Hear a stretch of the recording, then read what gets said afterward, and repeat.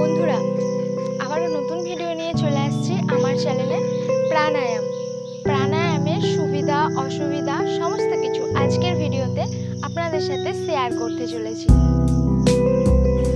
স্থিরভাবে মনকে নিয়ন্ত্রণ করে কোনো চিন্তাই থাকবে না, এই অবস্থায় প্রাণায়াম অভ্যাস করতে হবে। নির্দিষ্ট সময়েই প্রতিদিন প্রাণায়াম অভ্যাস করতে হবে।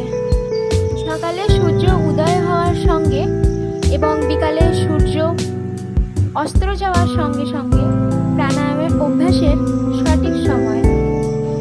খোলামেলা জায়গায় 20 থেকে 30 মিনিট বসে প্রাণায়াম অভ্যাস করলে স্মৃতি শক্তি ধৈর্য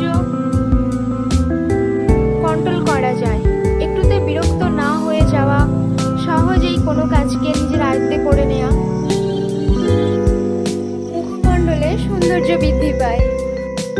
সামান্য কিছু নিয়ে চিন্তা করা, একটুতেই ভয় পেয়ে যাওয়া, এইসব রোগও চিরতরে দূর হয়। নিয়ম মতো প্রাণায়াম অভ্যাসে শারীরিক সৌন্দর্যের সঙ্গেও বুদ্ধির বিকাশ হয়। প্রাণায়াম অভ্যাসের প্রথম দিকে হাই ওঠা, ঘুম পাওয়া, মাথা ভার হয়ে যাওয়া, এইসব বাধাগুলো আসে। তো আস্তে আস্তে অভ্যাসের ফলে এগুলো ঠিক হয়ে যায়। মেরুদণ্ড সোজা রেখে মনকে নাকের ডগায় লক্ষ্য রেখে শ্বাস নেওয়া এবং ছাড়ার ওপরেই কাউন্ট মনে মনে করতে হবে।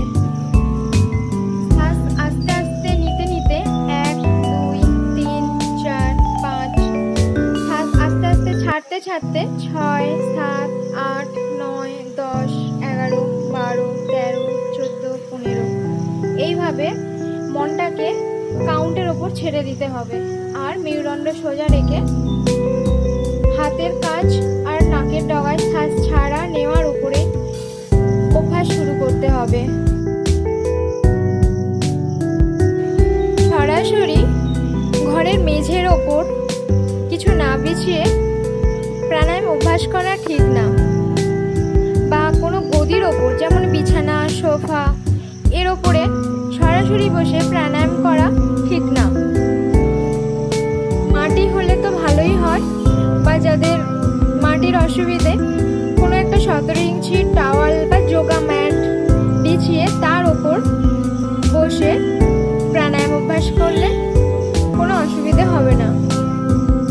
যে কোনো সুখাসনে বসে প্রাণায়াম অভ্যাস করা যায়। খাওয়া দাওয়ার প্রায় 3 ঘন্টা পরে প্রাণায়াম অভ্যাস করলে ঠিক আছে, কিন্তু একদম ভর্তি পেটে প্রাণায়াম অভ্যাস করা যায় না। 12 বছরের নিচে বালক বালিকারা কখনোই প্রাণায়াম অভ্যাস করবে না।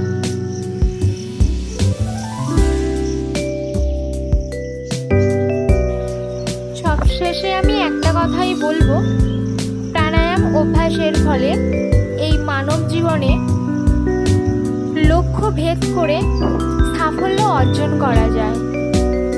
তো বন্ধুরা, অভ্যাস করুন। আর কোনো অসুবিধা হলে আমাকে অবশ্যই কমেন্ট করে জানাবেন।